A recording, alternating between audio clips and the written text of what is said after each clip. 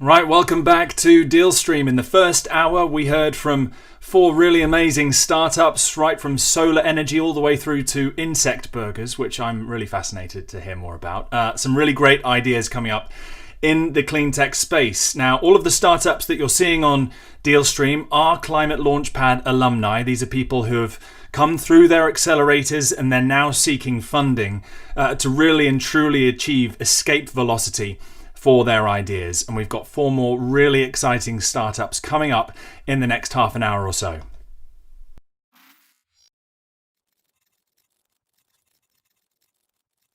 But before we speak to them, let me introduce the investor that will be joining me for the duration of this program. I'll be the good cop. Lucy Rands will be the bad cop. Lucy, it's a pleasure to have you with us on Dealstream. How are you doing? Yeah, I'm well, thank you, and a pleasure to be here. Thanks, James. Great. So, VC investor at the Environmental Technologies Fund. This is very much a space that you are heavily involved in, isn't it? Yes, absolutely. It's very much, you can tell from our name, very much the core of what we do and what we always done is back exciting sustainability-focused startups. And what do you think about virtual pitches? Could this be the future, do you think? Well, I think it definitely has a place. It's worked very well for us over this period. I've listened to a number of them. I think that what we do is a relationship-based business, and we need to focus on being able to build those relationships. And if we can do that virtually, that's great. But I think it does have its challenges, but it also has its place. So give me a sense of what the main things that you look for in a startup are. What areas are you most interested in as an investor? Yeah, good question. So obviously we look for the sustainability angle, but to be clear, we don't compromise on the other areas. We are still very much for profit and looking for competent founders, ambitious founders who want to make the world a better place, but also have a strong plan to scale their business. We also look for a sort of core IP, a core technology. We look for scalability and businesses that can grow in our time scale. I think also importantly that the banner of sustainability is quite broad. So we have to think about areas underneath that and how we focus. So we as a firm talk about smart cities, smart industry, and smart energy are the areas that we focus on. And I think the word smart there, I always say, is not just to try and tell people that we're smart, but to again imply that we're looking for some kind of core IP and scalability. On a scale of 1 to 10 then, Lucy, how excited are you to speak to some of these startups today? 10 out of 10. I'm very excited. Wow, enthusiastic. That's what we like to hear. Okay, let's have a little look at what's coming up shortly then.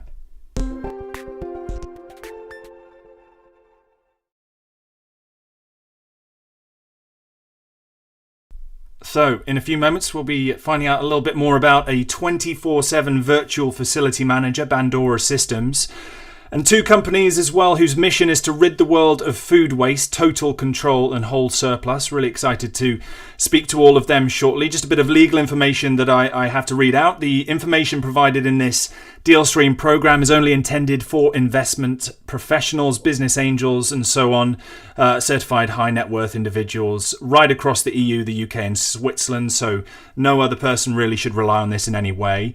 ClimateKIC doesn't provide investment advice nor any representation about the companies featured, and the content of this broadcast has not been approved by an authorised person within the meaning of UK financial services regulations. So if you choose to invest, your capital is very much at risk and you may not get any or all of your money back. Those are the legal things that, of course, we have to read out. Okay, to our first startup then, Panera Group. They have come up with a very smart modular industrial packaging system, Lucy. We're very excited to speak to these guys. Panera Group hope it will revolutionise freight. So here to explain some more is Masood.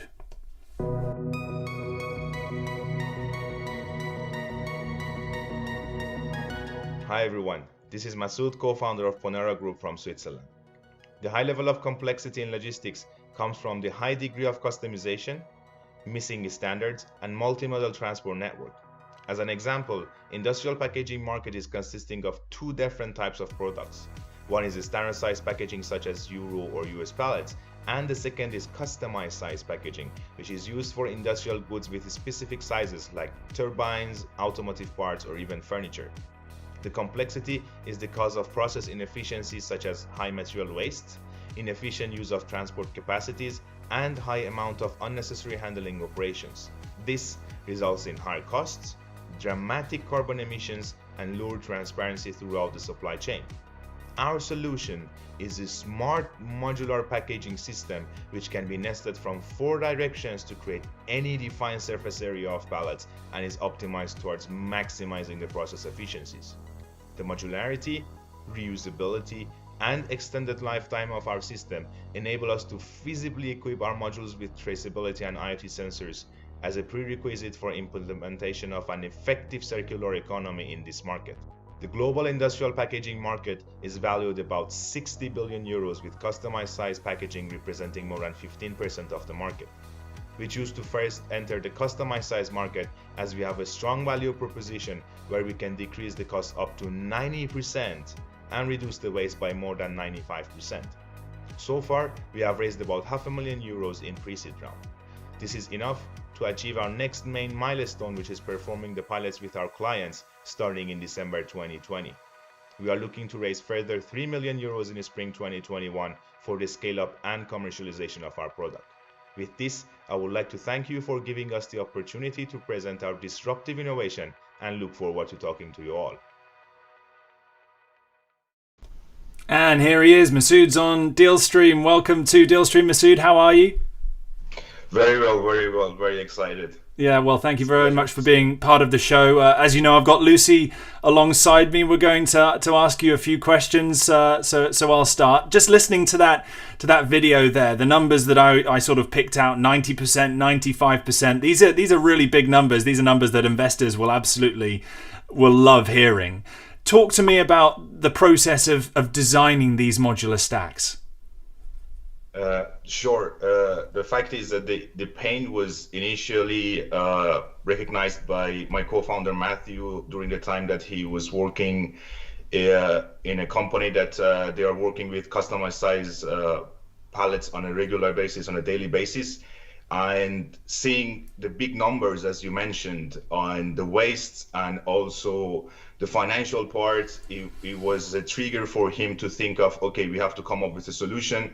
The market is very unsustainable. There is huge amount of waste there. And we came together to find a solution for this problem. And initially we thought of a principle like, okay, maybe we can make something like a Lego, that it's very easy to attach, detach, and it's reusable. And from there, of course, we had more characteristics to think of, like making something very reliable. It's very convenient for the clients to use so that they can easily adapt our method and innovation in their whole operations. Great. Hi, Masood. Thanks for the pitch. I think this is a problem we can all relate to if we've ordered sort of parcels from Amazon and you get a tiny product that comes in a parcel the size much bigger. What would you say your core IP is? Is it in the planning of the size of the packaging? Is it in the materials of the packaging, or is it in the tracking systems? So the core IP we have now, it's on the concept of modularity itself. So we have two utility pattern applications. One of them is on the pure concept of it, the modularity of a pallet system, and the other one is more in the other features of the product, as you mentioned, for example, the sizes, which are optimized towards maximizing the process efficiencies. And for example, filling up the containers as much as we can, and other features, for example, the material we are using and the connectivity of the modules that we have. Masood, we've had a question in from those watching on YouTube, a question from Mark. How does the price compare to conventional pallets? So for the price we have, the price tag is based on the value pricing, especially as the wood pallets now in the customized size, they are single use. And for us, they can use our modules for many times Therefore, it makes sense that we have a higher price tag compared to normal wood pallets. But what we considered for the businesses is that as it's considered as an investment for them, we wanted to keep the return of investment for our clients below 2 years, or let's say 3 to 4 usages. So are you doing your own manufacturing of these, Masood? The manufacturing, we have partners that they will do the manufacturing, and we do not want to get into the manufacturing of these modules as it's more capex intensive. However, we need some investment so that we can initiate the manufacturing with our partner. Still, there are some parts that we have to purchase ourselves. Masood, we'll leave it there. Thank you ever so much for joining us on Dealstream. I really like the idea of giant Lego in this space. I think that's really great. Masood, thank you so much for being part of Dealstream. It's a pleasure. Thank you. It's a pleasure.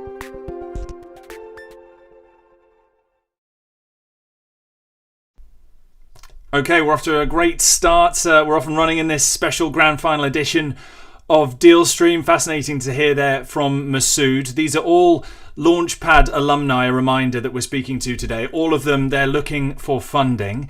But let's get straight into our next startup. We all know that buildings consume a vast amount of energy. There's the heating, the air conditioning, overheads on top of overheads. But Bandora Systems, they're here to help. Hi, my name is Marcia, and let me introduce you Bandora, your 24/7 virtual facility manager.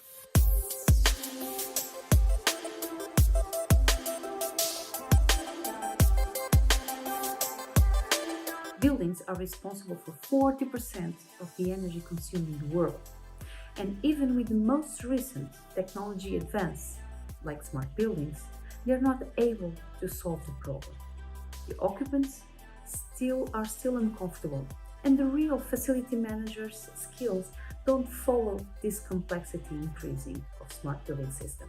So, how we will solve this? Bandora develops a software that is able to understand any commercial building routines, schedules, occupancy, comfort temperatures, weather forecasts, and also any source of data that is generated by the building, like temperature, energy consumptions, etc.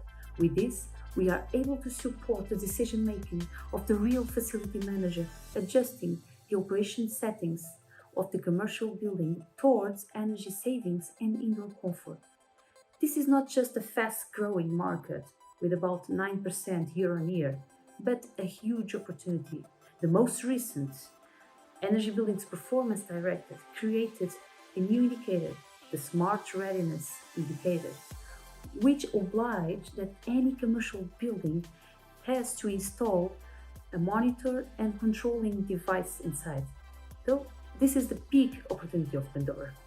We are looking for a seed investment of 2.5 million in order to increase our development team, create that help desk to support our clients, deploy our sales and marketing strategy, and increase our presence in other geographies like US and Europe.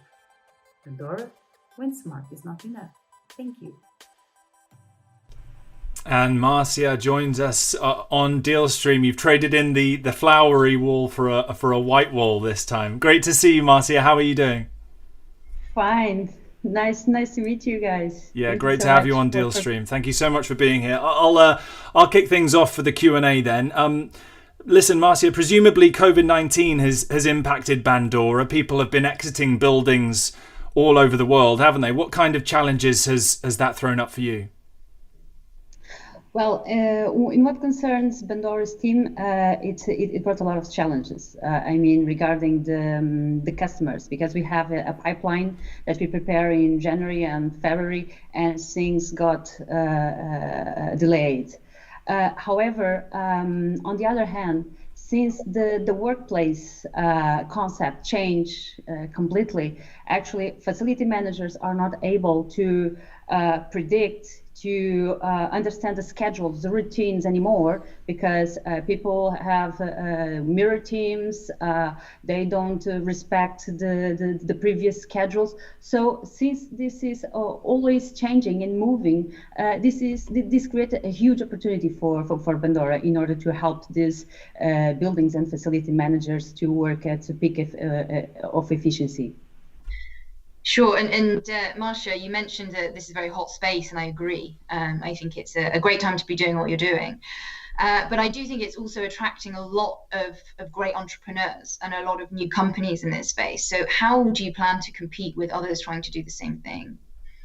Well, we have a holistic approach. Actually, so we're not looking only at the building, and we're not developing our own hardware. We are looking to all commercial buildings. I mean, we bridge with all manufacturers, and we, at least until now, we are the only one that have a specific approach for the occupants and for the users, because they are willing to give us their preferences, and we include this is a kind of a feedback loop to our system. So we have a completely different approach. And on the other hand, I can announce you in the very first hand that our next version of our product will have an anomalies detection feature in order to help facility managers. They don't have to be at the office, at the building, and they will get a flag when something is wrong with the energy consumption of a device, of a building, or an area, etc. It's completely customized. Marcia, could your technology work with older buildings as well, or is it perhaps more applicable to newer facilities? Well, I can confess that old buildings that have old building management systems, what we call BMS, they work with legacy protocols, and in that case, it's more difficult to Bandora to bridge. However, there are good news. For instance, we have a partnership with Schneider Electric, which is one of the top manufacturers in this market, and they develop a smart connector that is able to connect with any commercial building with any BMS legacy protocols or not. So this will help us, companies like Bandora, to work, to bridge, to collect data, and to talk with these buildings. Could you tell us a little more about your route to market or your route to scale? Well, we think that this is a really difficult market, because we are talking with technicians. So we are handling with blue collar resources. However, we think that it is always better to set alliances, and that's why we are working with Schneider Electric. We already connect with this smart connector, and we are already doing proof of concept in 2 McDonald's restaurants, for instance, in Portugal. So with Alliance, we can actually have easy access to the market, and not only with manufacturers, but as well with facility management companies that have access to a lot of customers. Alone, we are not able to succeed, for sure. Marcia, there are hundreds and hundreds of questions that I think Lucy and I could ask you for endless hours on DealStream, but we're going to have to leave it there because we've got to get through some more startups. Thank you so much for coming on to DealStream and for being part of the program. Thank you so much. It was a pleasure.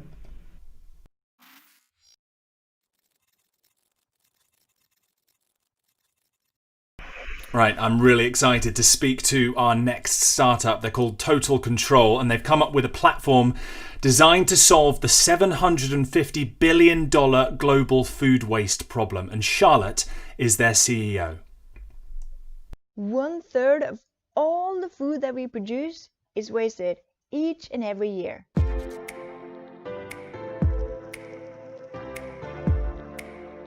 It's costing the world 1.1 trillion euros annually, and we could feed the 820 million hungry people 4 times over with the food that we waste. Now, based on our own experience from working in the food industry and dealing with food waste, we have developed a technology that helps food businesses prevent food waste. Food waste, and the main reasons for food waste, is lack of control, expired food, and a lot of manual work involved with dealing with food inventory. Our solutions help food businesses get control over their food inventory based on expiration dates. We help them prevent food waste by giving that information so that they can do some actionable action with it. And we help them digitize their manual routines. We work with businesses like restaurants, hotels, kindergartens, schools, elderly centers, and consumers. We help them get control over their food inventory so that they can save time, cut costs, and prevent food waste. We're now looking for growth capital because COVID just has accelerated the need for our solutions. There's more food waste than ever. There's more of a need for digital solutions and a more sustainable value chain than ever before. And we have a lot of requests for our solutions. We need help scaling and growing, and the funds will be used for product development and sales. We will hope and we would invite you into this journey with us because we can make a change. Thank you.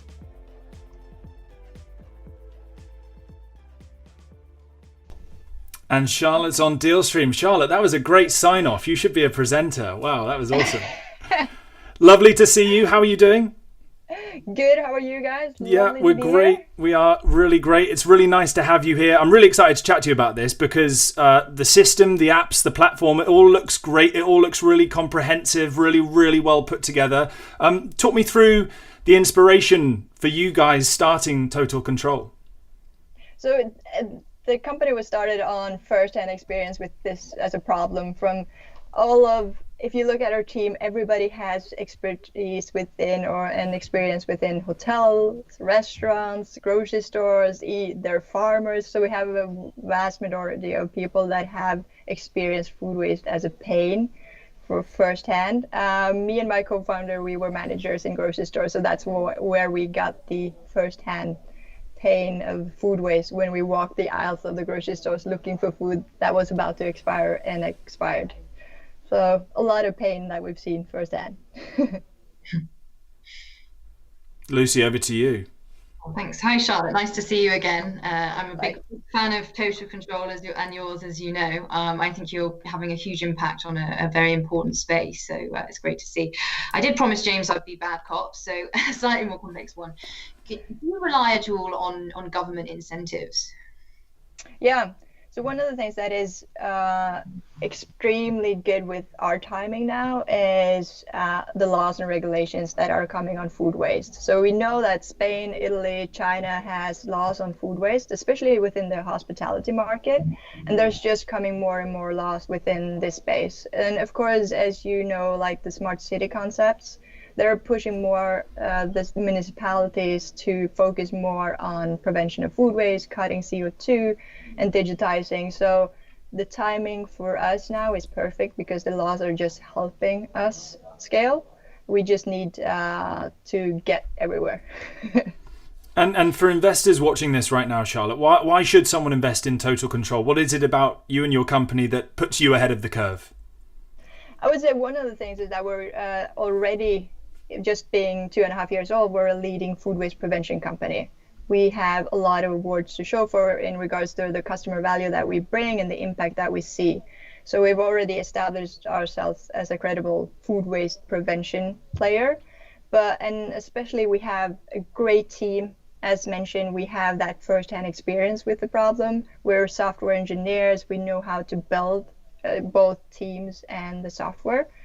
And of course, the timing is also a good thing now because you see the timing of this. Everybody's talking about sustainability, digital solutions, shortening the supply chain. So that also helps in our favor moving forward. So I think it's good timing to invest in us now.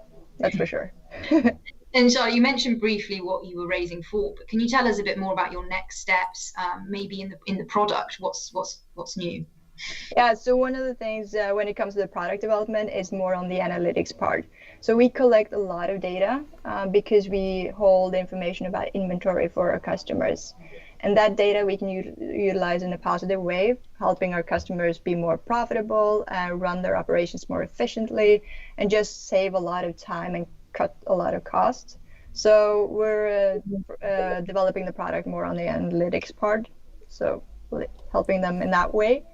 But on the other side, also we're focusing on the traction part. So the sales will be a big part of how we're going to use this funds.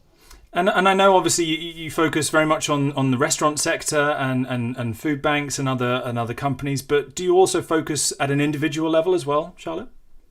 Yeah, the great thing about our technology is that the base of our technology is inventory control based on expiration date. That is easily adaptable to different customer segments. So what we've done because of COVID is that last month we released a consumer solution. So it was just to help consumers in that way. We were already 4,000 users on that solution. It's just been released in Norway, and it's the potential to scale that as well and have that as an additional revenue stream. But we're mainly focused on the B2B space, but we see that we have the tools, the technology, and the team to also help on an individual level, especially since food waste is a lot about awareness, information. You have to kind of educate people around this problem and help them fix it. Oh, do I have time for another question? What a treat. Do you partner with other tech companies in this space? And do you think your strategy? So I would say one of the things that we're looking more and more into is partnering up with procurement platforms, cashier systems, other technology company that has kind of our customer base and that has technology that could be synergized with our technology and bring even more value to our customers. So that's, we already have online retailer partners and VR partners. So we're kind of testing different ways of partnering, but in the restaurant and hotel space, we're looking at cashier and procurement platforms. Charlotte, we've got to leave it there, but I've no doubt we'll be seeing plenty more of Total Control. Thank you so much for being part of DealStream. It's great to see you. Thanks, Charlotte. Have a good day.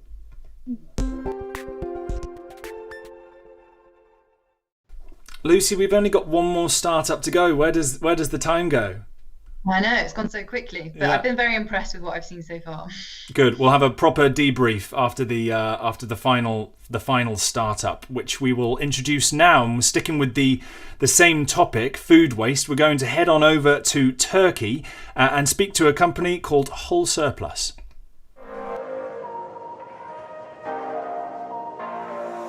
Hello, greetings from Istanbul. This is Pamir from Whole Surplus. Global food waste numbers and sustainability goals address the problem. We have to act immediately. Food recovery hierarchy is in the heart of Whole Surplus management system. Our digital platform and solutions cover all layers of the hierarchy, therefore it provides holistic solutions to food waste problem. We work as a digital surplus management department of food companies. Companies upload details and stocks of their surplus food. Our system decides which module and partner will be the best based on financial, social, and environmental benefits. Logistics support and payment solutions are provided to companies, and all legal documents regarding to operations are kept in archive. In addition, we provide analytics dashboard to our partners with different measurement metrics, which removes information gaps and identify where food is wasted and catalyze action to reduce waste at source. By that, we create a transparent, effective, and a traceable process for our stakeholders. For instance, one of our partners, Metro Cash & Carry, uses those reports to inform their global headquarters. Now, we work with more than 30 global and Turkish sector-leading companies in 36 cities across Turkey. In 3 years, we achieved to save 14,000 tons of food and prevented 53,000 tons of carbon emissions, provided food donations to 1.1 million people in need, and thanks to all of our operations, 94 million Turkish lira worth of food brought back to the economy with help of our holistic approach comparing to our global competitors. Our executive team consists of 9 who have graduated from top universities in Turkey and who have experience in sector-leading companies. There are 31 full-time employees working in Whole Surplus right now. We need a total of 1 million euros investment to expand our operations to Europe. We are Whole Surplus, the future of surplus management. Thank you for listening. Let's dive into some more questions about Whole Surplus. Delighted to say that Pamir has joined us now all the way from Turkey. Hello, Pamir. How are you? I'm fine, great. What about you guys? Yeah, we're doing great. Thank you ever so much for joining us and being part of DealStream. Hey, look, Pamir, why should someone choose Whole Surplus over another surplus management system? What is it about you guys? It's actually, there are some conventional waste management around the globe, but as you may see, their operations and their processes are also conventional. And here in Whole Surplus, we use machine learning and artificial intelligence algorithms to match the right partner with the right source with the best financial and environmental and social benefits. So that's why companies should choose us instead of other conventional companies. Lucy, your screen's gone a little bit fuzzy, but I think you're still there. So go on, why don't you ask a question to Pamir? My apologies. Hopefully you can still hear me. My question is, are your key customers usually the retailers? And if so, what is your actual charge or your business model?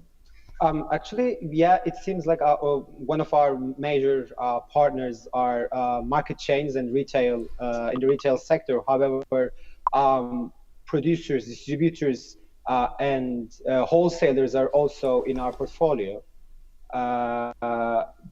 We have different actually, we have different revenue models. The first one is, of course, the subscription based model. Because all our partners uses our platform, they have to pay a monthly fee for using the platform.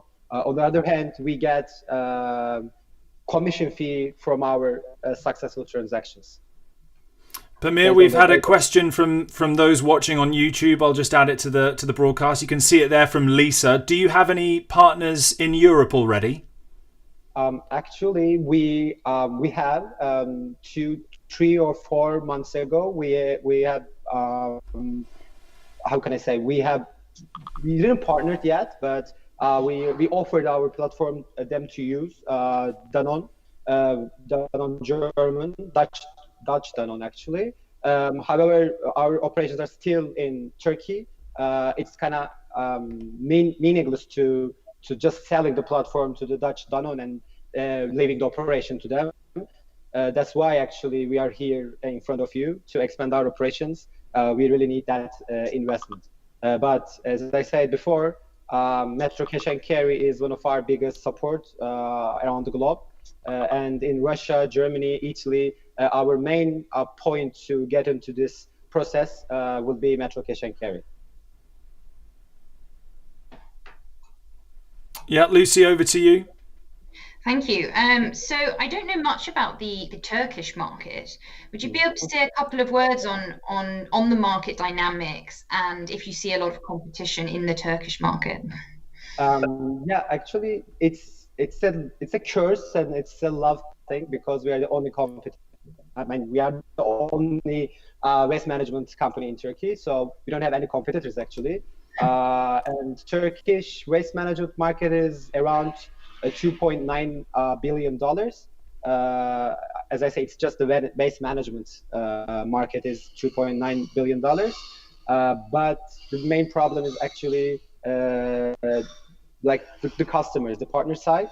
So we are still trying to teach them what is waste and how you can create value out of this waste.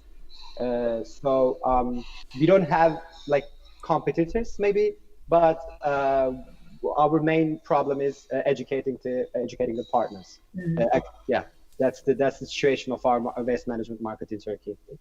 Pamir, on your website it says that the goal is to reduce food waste in the food supply chain by 50% until 2030, and I've literally just copy and pasted that, so I know it's real.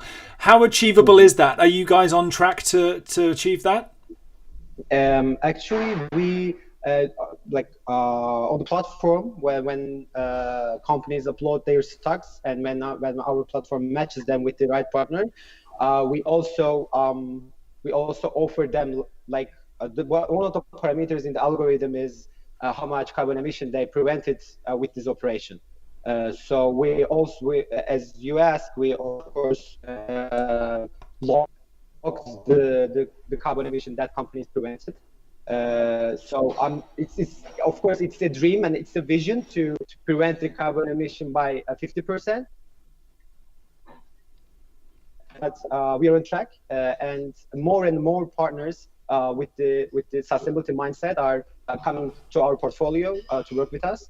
So by 2030, we hope that we're going to achieve this goal.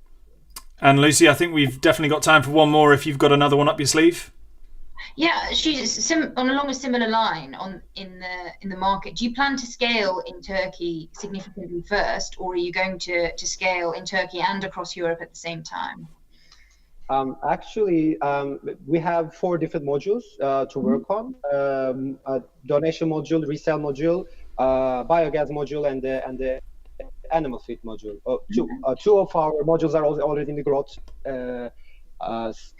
growth session. So we are still working on our biogas and the animal feed production modules. But I think in 2020, our main goal is expand our operations in B2B marketplace and the donation to the Europe.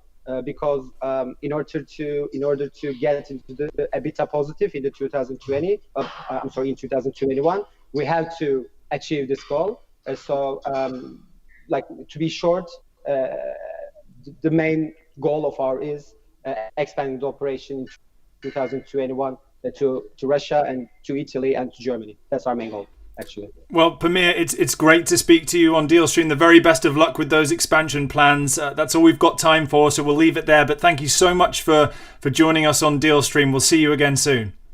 Thank you, sir. Thank you, guys. Ciao, ciao. Bye. Thanks.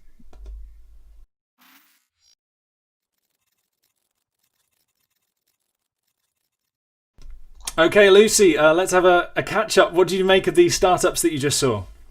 Yeah, I was very impressed, James. So I think that, firstly, I think they're all high potential startups. Mm-hmm. Secondly, I think it's a big challenge to pitch in such a short time period and get across clearly the value proposition of the companies. And I think all those entrepreneurs did that fantastically well. They really did. I really, really think that a lot of them have a very comprehensive plan together as well, particularly Total Control. They really stood out to me as a company to keep our eye on for sure. Yes, absolutely. I've known Charlotte for a bit actually, and I'm always impressed by her pitches. Watch that space, I think. Yeah. What advice would you give as an investor to those startups moving forward, Lucy? Yeah, good question. I think firstly, keep doing what you're doing. Going out there and telling your story and getting the word out is very important. I think secondly, entrepreneurs are always driven, excited people who get excited by a lot of new things. And I think it's important to stay focused on your goal and achieve what you're aiming for. Well, Lucy, thank you so much for being part of this deal stream with us. It's been great having you alongside me. It's been a pleasure. Thank you so much.